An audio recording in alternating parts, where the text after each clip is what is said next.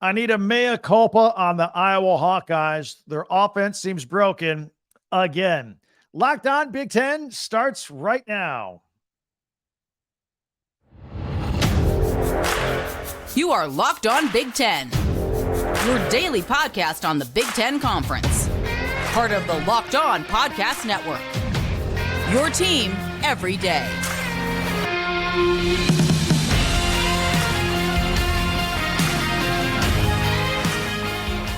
Welcome to Locked On Big Ten. I'm Craig Sheeman. Thank you for making us your first listen each and every day. We always appreciate it, and we're free and available wherever you get your podcasts and on YouTube. It's part of the Locked On Podcast Network, your team every day.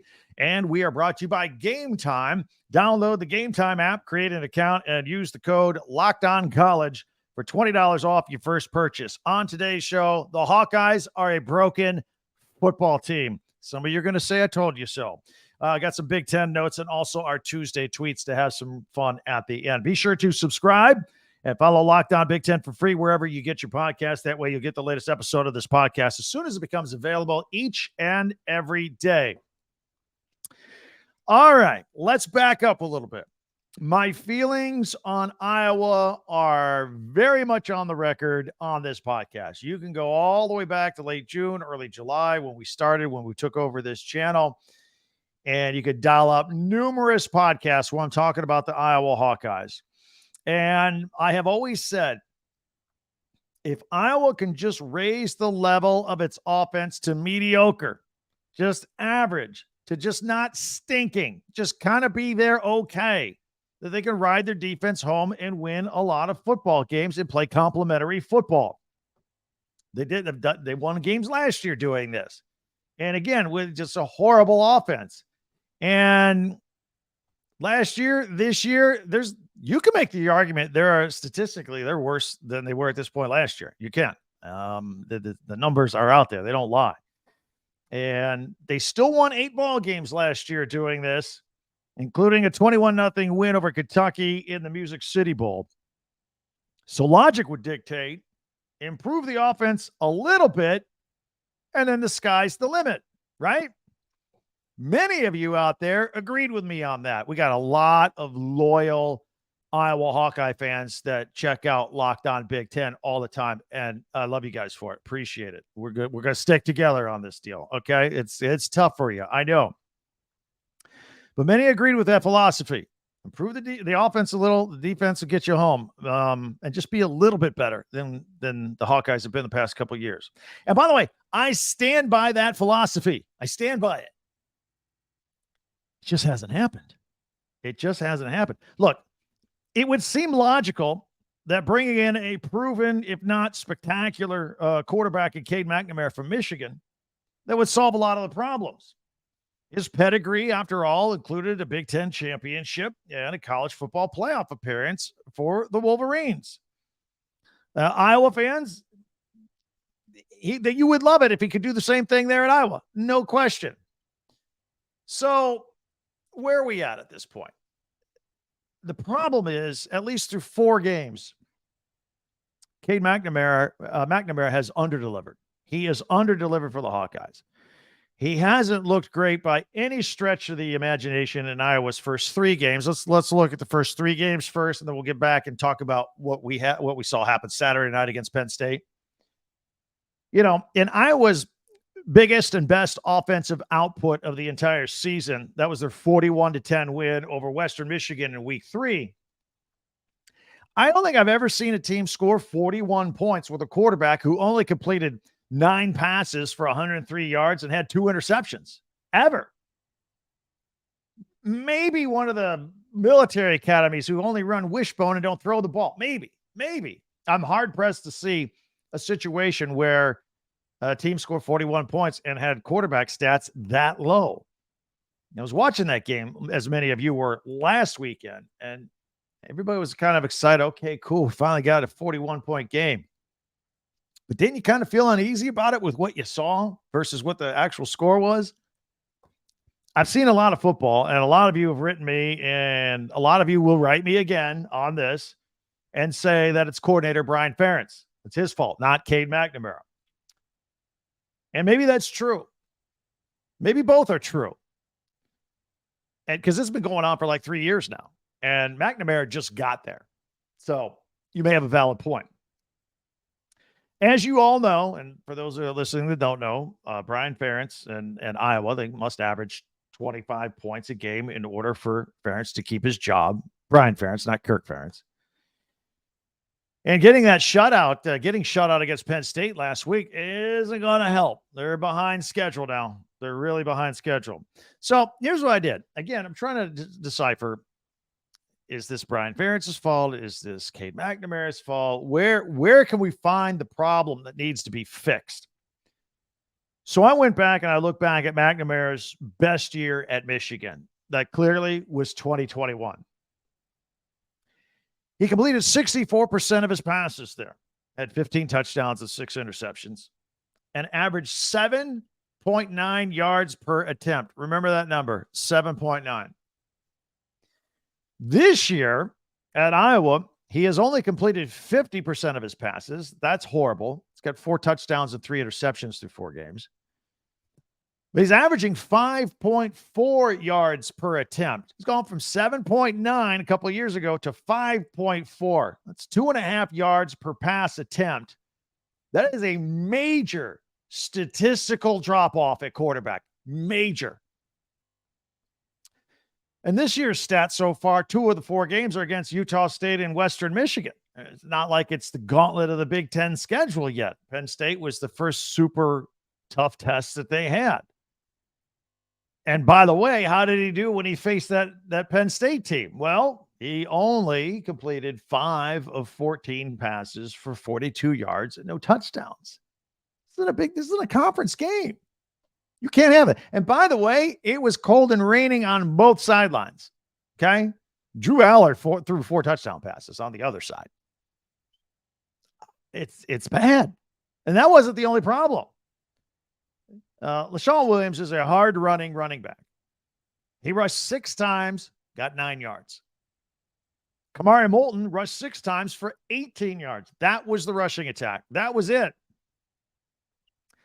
Plus the bad news from the week before, starting tight end Luke Lachey probably lost for the season, and the next man up is Michigan transfer Erick All at tight end. Now, he's been playing some this year, but he's been AWOL. And look, the good news is he was Iowa's leading receiver Saturday night against Penn State.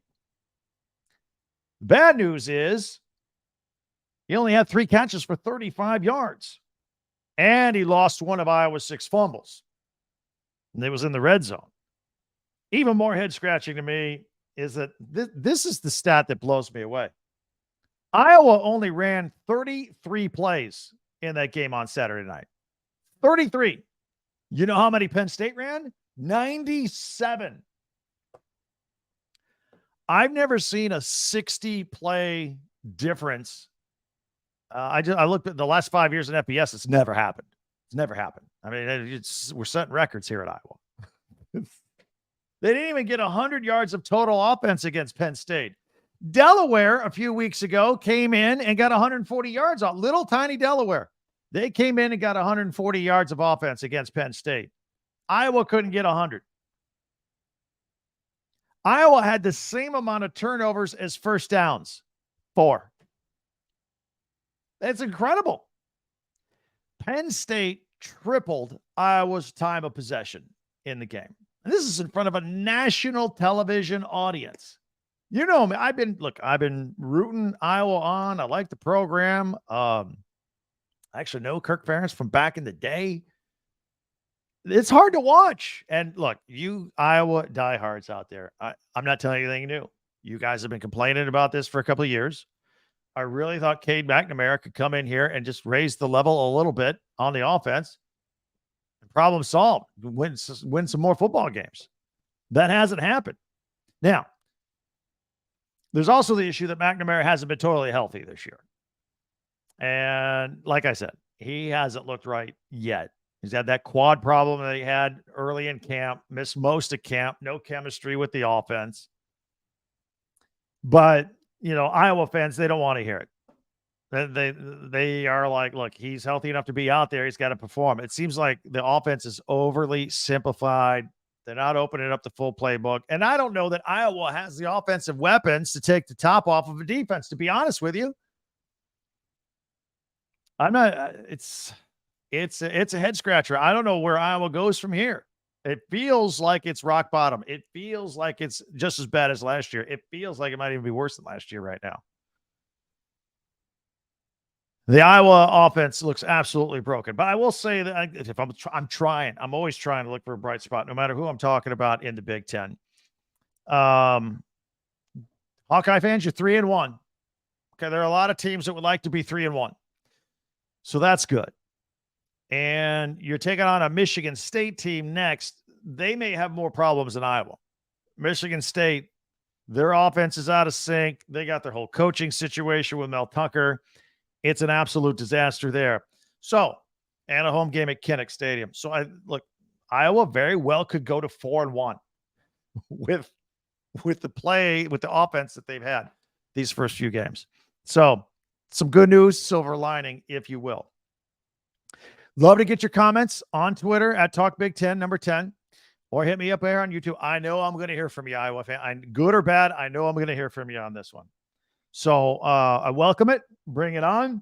And we'll have other news to share around the Big Ten. Plus, again, I'm keeping an eye on the Husker quarterback situation moving forward. I think it's going to be very interesting. And we'll close it out having some fun with our Tuesday tweets. All that's still coming up right here on Locked On Big Ten. Game time. Got to tell you about Game Time. You know, if you're going to an event, the last thing you want to do is worry about tickets, right? Game Time is fast, and it's an easy way to buy tickets. You get the app and everything. It's a couple of taps on your phone, and you're good to go. They've got last-minute tickets, flash deals, zone deals. You can see right there on your phone the view of the seat that you're about to buy a ticket for. So you got everything right at your fingertips. Game Time has deals on tickets right up to the start of the event and even an hour after it starts, which is, I used to live in Los Angeles. Nobody shows up to anything on time because the traffic's so bad. You need a ticket like an hour after something started. Boom. Game Time has it for you.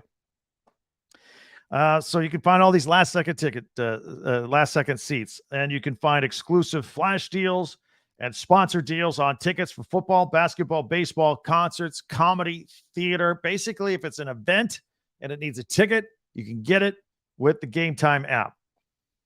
Now, the zone deals I told you about a minute ago. You pick the section, and Game Time picks the seats, and that's an average of 18% in savings right there. And the Game Time guarantee means you'll always get the best price. If you find tickets in the same section and row for less, Game Time will credit you 110% the difference on the price of the tickets. How about that? So here's what you do. Go download the Game Time app, create an account, and use Locked On College for the code. And get you $20 off your purchase. Terms apply. Again, create an account and redeem the code Locked On College. That's LOCKEDONCOLLEGE for $20 off. Download Game Time today. Last minute tickets, lowest price guaranteed. Okay, let's talk about something. We spent a lot of time talking about Iowa and their woeful performance against Penn State. Let me tell you what this has done now for Penn State and their defensive statistics, if you will. So after this game, in which they only gave up 76 yards to the Hawkeyes and shut them out, Penn State is now the number one team in the country in total defense, right? They have had 215 defensive plays this year, only giving up 878 yards. That's 219 and a half yards per game. That's the best. And 11 forced turnovers. And their defensive coordinator, Manny Diaz, good job. Good job. Got a nice defense, got a nice scheme, got a lot of depth on the Penn State defense. As long as we're giving out defensive stats, Nebraska is first in the country in rush defense. Kind of narrow the scope a little bit. Rush defense. They've only allowed 1.83 yards per rush against them. Very good. Miami's right behind them at 1.92. Utah and Air Force round out the top four across the country in that statistic. It's very, very impressive. Speaking of Nebraska, again, I am still curious about what they're going to do at quarterback when Jeff Sims is healthy. Heinrich Harburg is really coming on strong on this job as QB1. He ran for 157 yards and a touchdown in a win over Louisiana Tech this past weekend. And the offense seems to be gelling right behind him pretty well. And also, kudos to Anthony Grant. You talk about next man up. Gabe Ervin, their starting running back, out for the season. Ramir Johnson injured. They're gone, both of them. And so Anthony Grant has been stepping up. Had a really nice game this weekend as well. And with Harburg and Grant, bulk of the Huskers offense, and of note, the Huskers offense had 4 runs of at least 30 yards in this game this past weekend and finished with 312 yards on the ground and over 419 yards of total offense. That's a pretty good day. So, yeah, it'd be pretty hard to remove Harburg from the QB1 at this point if you're Matt Rule, I would think. But we'll see. He may have loyalty or he may feel differently. Or, look, coaches know they're at practice every day. They know. But Nebraska has, after the 0-2 start, they're now 2-2. They got Michigan next. But they're at home, though. It's at Memorial Stadium. Speaking of quarterbacks, I mentioned earlier how Iowa's next opponent is Michigan State. And things are not great for the Spartans. There are even some rumblings that about Noah Kim at quarterback, who started the Mel Tucker named him the starter right before the first game. Of course, Mel Tucker's not there. Too many turnovers, too many points left on the field. Plus, he got a little banged up against Maryland. And Katon Hauser and Sam Levitt both saw action this past weekend. They both may see some more action moving forward. And frankly, the Michigan State receivers aren't doing the quarterbacks any favors at all. They do too many drops. Have you seen them? Lots of drops. But they play on an Iowa team that we just laid out an entire case that is pretty anemic on offense. So this is going to be an important game for both Iowa and Michigan State. And the game, as I mentioned earlier, is at Kinnick Stadium. That's going to be tough for Michigan State. So there may be a lot going wrong for Iowa right now, but they come back home. The defense is still good. And they're taking on a Michigan State team that is having a big time problem from, the Mel Tucker situation on down. And now quarterback play hasn't been great. Receiver play hasn't been great. Going into a tough place to play and that crowd at Kinnick Stadium. It's looking pretty gloomy for Michigan State. What do you think? Hit me up on Twitter at Talk Big Ten or here on YouTube with more of your comments. Also, speaking of Michigan State, depending on whenever you typically consume this podcast, and by the way, when you do, thank you. Some of you get it first, check it out first thing in the morning. Some save it for later, whatever the case may be, maybe the next day, whatever. But September 26th, that is the last day that Mel Tucker and his attorneys have to formally respond to last week's termination letter from the university for alleged inappropriate behavior. And then, by the way, his Title IX hearing is scheduled for early October during the team's bye. So that's coming up. That's right around the corner, but 2 separate issues. But yeah, there may be some more news out of East Lansing this week, again, depending on whenever you consume this. Also, while I have you here, I want to thank you for making Locked On Big Ten your first listen every day. We always appreciate that. We never take that for granted. And during the football season, a little reminder that on Fridays on this Locked On channel, Locked On Big Ten, and all the Locked On College channels for that matter, we have a special show that Locked On College Football Kickoff Live every Friday, 11 a.m. to 1 p.m.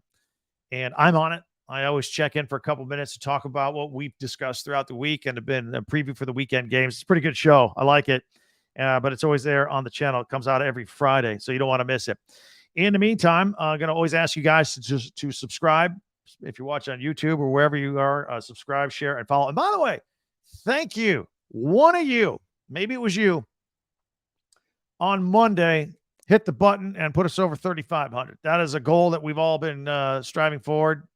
Those of you that have already subscribed and are in the Big Ten Club here, I started out in late June with 1,200 subscribers when I inherited the channel. We're up to 3,500. Thank you very much. Appreciate that. So in the meantime, subscribe, share, follow, like Locked On Big Ten. Continue to ask you to do all that. And yeah, if you know somebody that's a Big Ten fan and it hasn't caught on to us yet, share us with them, will you? Please let them know about us. Coming up, we're going to take a look at our Tuesday tweets and have some fun. I've been out there. We'll see if you guys made the cut. I know a lot of you out there on Twitter. We'll check it all out on Locked On Big Ten. Want to tell you about DoorDash. Maybe you just ran out of just one item. Maybe one item like, I don't know, coffee creamer, right? Couldn't top it off. Or maybe some syrup for the pancakes. And you don't want to make a big old list and big old trip to the grocery store. DoorDash grocery delivery solves all your problems right when you need it. You got to love the convenience of getting what you want right to your door. You've trusted DoorDash to deliver your restaurant favorites, and now you can get grocery delivery right to your door. Thousands of grocery stores to choose from. You'll find the best in your neighborhood and boost your local economy with each and every order, and you get exactly what you ordered or we'll make it right. So just sit back and enjoy quality groceries just like you picked them yourself. And also, if you want even more value, you can save on all your grocery and restaurant favorites with a $0 delivery fee on all eligible orders with a Dash Pass membership. So here's what you need to do. Get 50% off your first DoorDash order up to a $20 value when you use the code LOCKEDONCollege at checkout. Limited time offer, terms apply. That's 50% off up to $20, no minimum subtotal, and zero delivery fees on your first order when you download the DoorDash app in the App Store and enter the code LOCKEDONCollege. Don't forget, that's the code LOCKEDONCollege for 50% off your first order with DoorDash. All right, so I always like to have fun on Tuesdays with something we call Tuesday Tweets. I will put them up here on the screen for those of you watching on video. Those of you on audio only, I'll try and describe them to the best of my ability. Let's put them up here. Tuesday Tweets. I got a picture here from Wolverine Chronicle. It is a picture of Lou Holtz, kind of slumped down in a chair, and Ryan Day, the head coach of Ohio State, fresh off his win against Notre Dame. And you know the story, right? So before the game, Lou Holtz was on TV doing a little analysis work. And then he called out Ryan Day and Ohio State, said they weren't tough and that they always lose the big games to the big, strong teams like the Alabamas and Michigan and Georgias. Anyway, Ryan Day had just won what was arguably the biggest win of his career at Ohio State. And this is like 2 minutes after the game in the postgame interview on national TV. And he immediately calls out 86-year-old Lou Holtz. I mean, the guy needs help to stand. And he's a tiny man to begin with. Well, here's what Wolverine Chronicle says. He says, good morning. I've been thinking about this all night, and I've finally come to the conclusion that 86-year-old Lou Holtz would 100% knock out Ryan Day in a fight. Dude is soft. Come on. Now, that's from a Michigan fan, so don't get mad at me if you're a Buckeye fan. But, yeah, that was from Wolverine Chronicle. Don't worry, I've got some Ohio State tweets here. Here, as a matter of fact, at Menace to Sports, Ohio State versus Notre Dame, instant classic. It absolutely was. This is the overhead shot of the goal line as the winning touchdown is happening. And it asks, what range of emotions did you go through during the final 8 minutes of this ball game?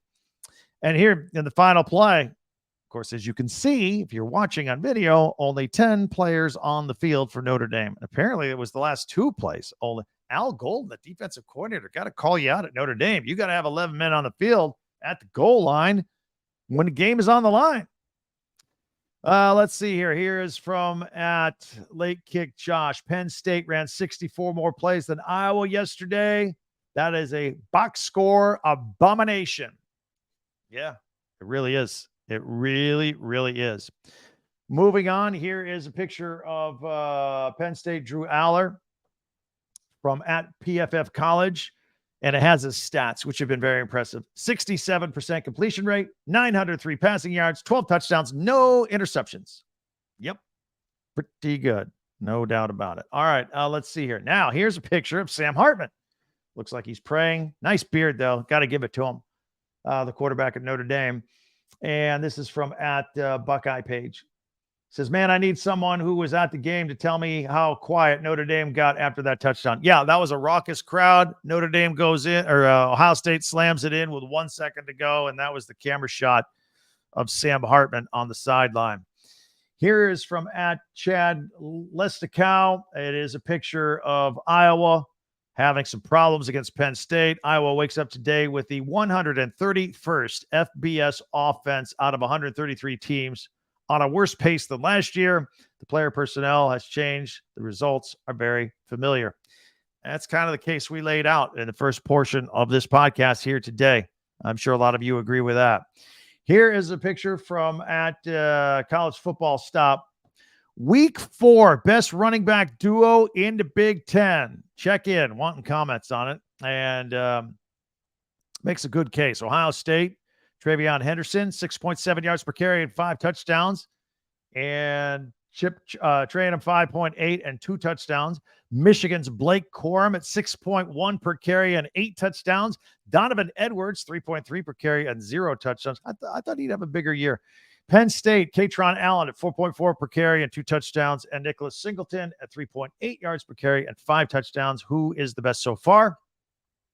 Based on the numbers here, it is either Blake Corum or it is Travion Henderson, right? Both having excellent years so far. And I found this one last week, forgot to put it in. It is from at Michigan State Content, and it is a superimposed picture of Coach Prime, Deion Sanders in Michigan State coaching gear. Just throwing it out there. We're going to do a podcast at some point trying to figure out who we think will be the next permanent head coach for Michigan State. Maybe he's already there. We'll find out. But anyway, that is another edition of Tuesday Tweets. Glad you were able to check that out with me. That's always a lot of fun. Again, tweet out at me. Maybe your tweet will make the cut next week. We do it every single Tuesday. Want to thank you for making Locked On Big Ten your first listen every day, and you every day is our next show. We're going to take a look, kind of turn the corner and start looking into the next weekend's matchups. A couple of great matchups in the Big Ten I want to get to. Many ways for you to interact with me on Twitter at TalkBig10. You see the crawl on the bottom, our new website, talkbig10.com. That's all with the number 10. And also, you can hit me up with comments here on YouTube. Be sure to subscribe. Keep that coming. I love it. Thank you very much. And follow this podcast right now on your favorite podcast app. And you'll get the latest episode of Locked On Big Ten as soon as it is available each and every day. We schedule these for release early in the morning, every morning. And now I invite you to check out Locked On Sports Today, their podcast for the latest on everything else going on in sports. In the meantime, I wish you a very good day. I thank you again for spending some time with us, and we will talk to you next time on Locked On Big Ten. I'm Craig Sheeman.